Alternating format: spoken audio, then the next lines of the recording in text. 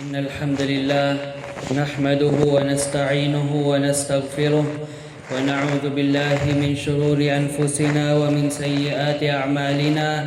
من يهده الله فلا مضل له ومن يضلل فلا هادي له، وأشهد أن لا إله إلا الله وحده لا شريك له، وأشهد أن محمدا عبده ورسوله. أما بعد، يا أيها الذين آمنوا اتقوا الله حق تقاته ولا تموتن إلا وأنتم مسلمون.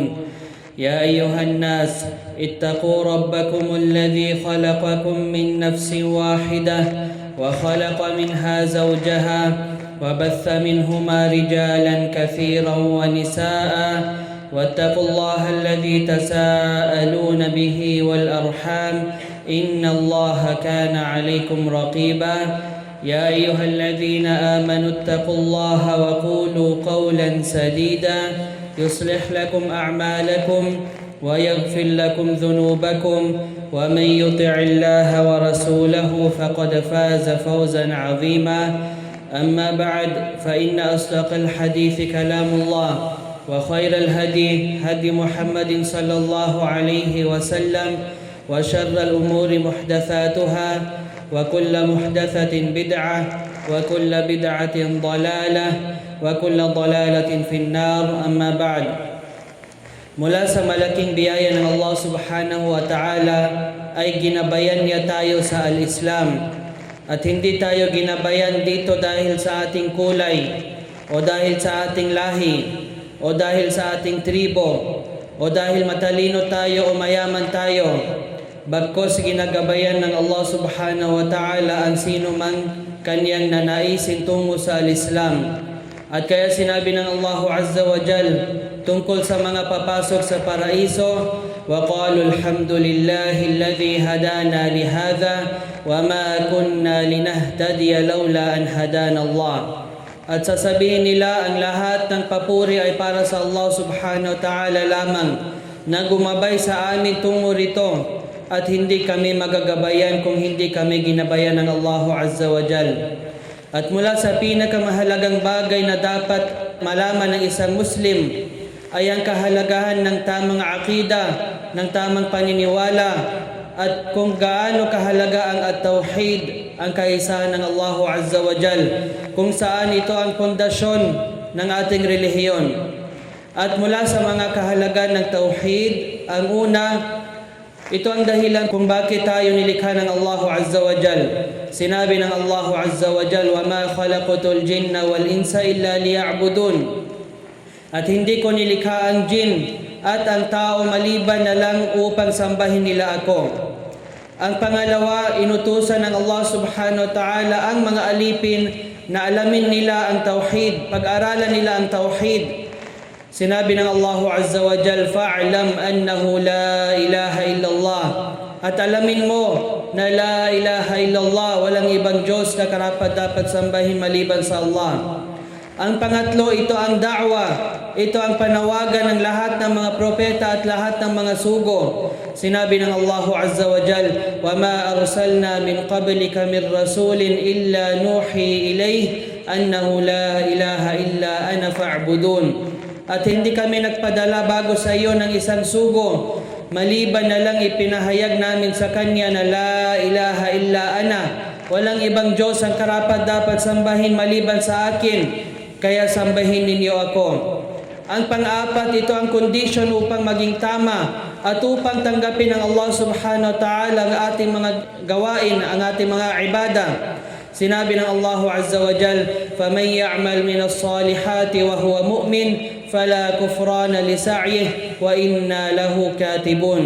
Kaya't sino man ang gumawa ng mga matutuwid na gawain habang siya ay nananampalataya, siya ay mu'min, ang kanyang pagsisikap ay hindi tatanggihan at katotohanan isinusulat namin ito. Ang panglima, dahil sa tauhid, dahil sa aqida, makukuha ng isang alipin ang ganap at kumpletong seguridad sa mundong ito at sa kabilang buhay. Sinabi ng Allah azza wa jal, "Alladhina amanu wa lam yalbisu imanahum bidhulm, ulaika lahumul amnu wa hum muhtadun." Ang mga naniniwala at hindi nila hinaluan ang kanilang iman, ang kanilang pananampalataya ng dhulm, ng pang-aapi. At ang tinutukoy dito ay ang shirk. Para sa kanila ay ang seguridad at sila ang mga ginabayan. Ang pang-anim, dahil sa tauhid, patatawarin ng Allah subhanahu wa ta'ala ang mga kasalanan. Isinalaysay ni Imam Muslim sa kanyang sahih mula kay Abi Dharr radiyallahu anhu na sinabi ng Propeta sallallahu alayhi wa sallam, yaqulu Allahu azza wa jal, sinabi ng Allahu azza wa jal, wa man laqiyani biqurabil ardi khati'ah la yushriku bi shay'a laqituhu bimithliha maghfirah.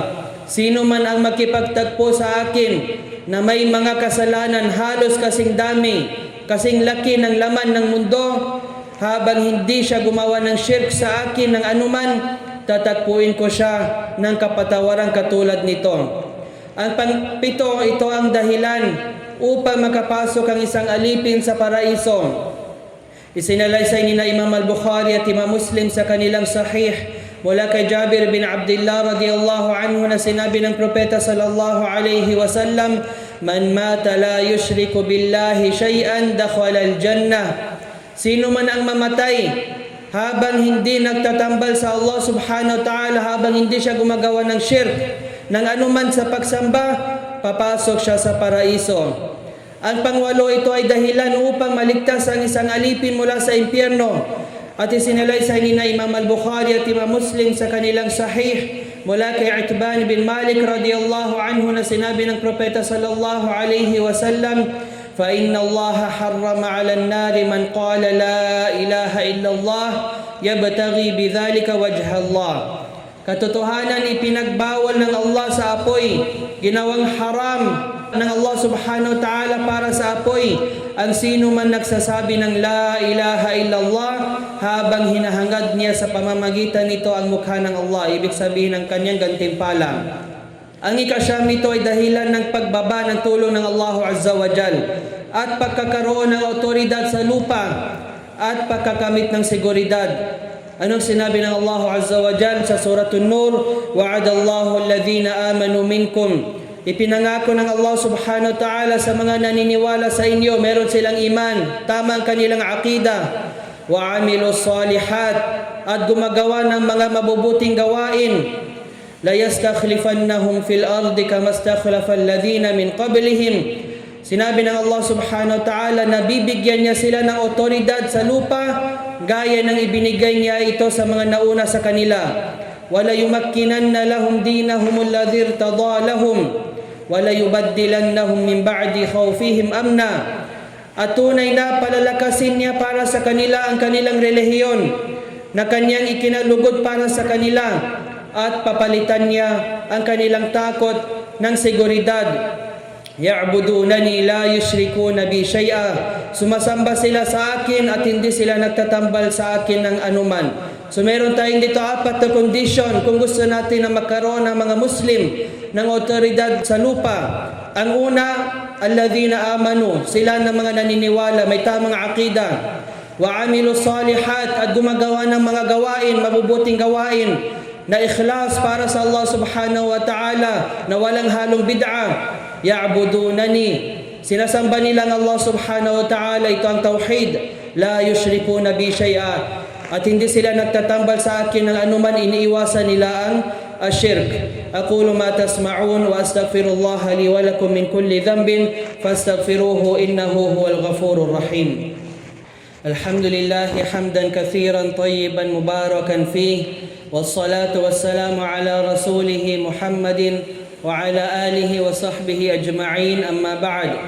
Kaya kapag naintindihan natin ang kahalagahan ng tauhid at ang dakilang antas nito, kailangan nating maintindihan na ang lahat ng problema na dumating sa umma na ito, dumating sa mga Muslim, ito ay dahil sa pag-iwan nila sa tauhid, pag-iwan nila sa aqida, hindi nila ito pinapag-aralan, at sa pagiging malayo sa al-Islam, at sa talabul ilm, at sa pagsasaliksik ng kaalaman.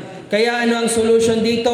Ibinigay na ng Propeta sallallahu alaihi wasallam ang solution para dito sa hadith na isinalaysay ni Abi Dawud sa kanyang sunan mula kay Ibn Umar radiyallahu anhu na sinabi ng propeta sallallahu alaihi wasallam, idza tabaya'tum bil'ina, kapag kayo ay gumawa ng transaction ng al-'ina, at ang al-'ina ito ay isa sa mga anyo ng riba, wa akhadtum adnab al-baqar, at humawak kayo sa mga buntot ng mga baka, ibig sabihin naging abala kayo, naging busy kayo sa pag-aalaga ng mga baka, wa raditum biz-zar', at nalugod kayo sa pagsasaka, wa taraktumul jihad, at iniwan ninyo ang jihad, hindi ang jihad na naintindihan ng mga khawarij tulad ng ISIS.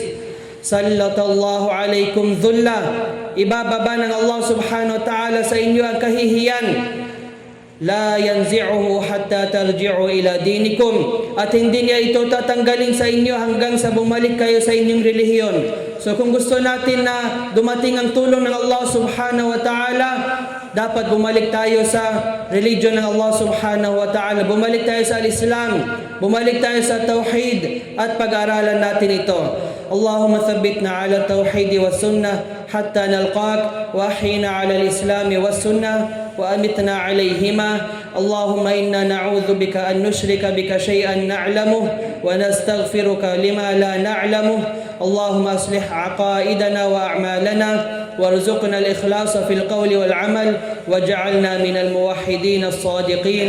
اللهم رد المسلمين إلى دينك ردا جميلا، وأصلح أحوال المسلمين في كل مكان، وانصر من نصر التوحيد والسنة. أقول قولي هذا واستغفر الله لي ولكم، وأقيم الصلاة.